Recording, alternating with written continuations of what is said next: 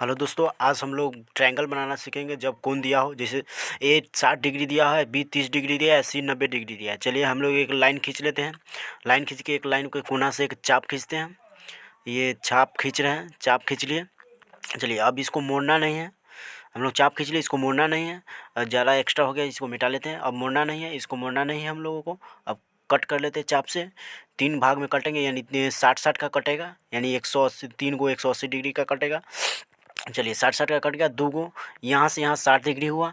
चलिए अब इसको मैच कर लेते हैं। 60 डिग्री हमको ये बनाना था, तो ये पॉइंट से मैच कर लेते हैं। चलिए इसको ये पॉइंट से वो पॉइंट तक मिला लेते हैं, आगे तक बढ़ा लेते हैं, ताकि आगे बनाएंगे तो हम लोगों को दिक्कत नहीं होगा बड़ा ट्रायंगल बनाने में। चलिए इसका नाम दे देते हैं ए, यानी ए हमारा 60 डिग्री बन गया। चलिए ये पिछले वीडियो में बता चुके हैं आप लोगों को। चलिए अब दूसरा अगला पॉइंट से बी अगर उसको पॉइंट मानते हैं तो यहाँ पे 30 डिग्री का कोण बनाना चाहिए, ठीक है। तो हम लोग 30 डिग्री का कंपास के द्वारा हम लोग 30 डिग्री का कोण बनाएंगे। चलिए बना लेते, कट कर लेते हैं, चाप खींच लेते हैं एक। चलिए चाप खींच लिए। चलिए उसके बाद चाप को मोड़ना नहीं है, कंपास को मोड़ना नहीं है, उसके कट कर लेते हैं, यानी 60 डिग्री का बनेगा।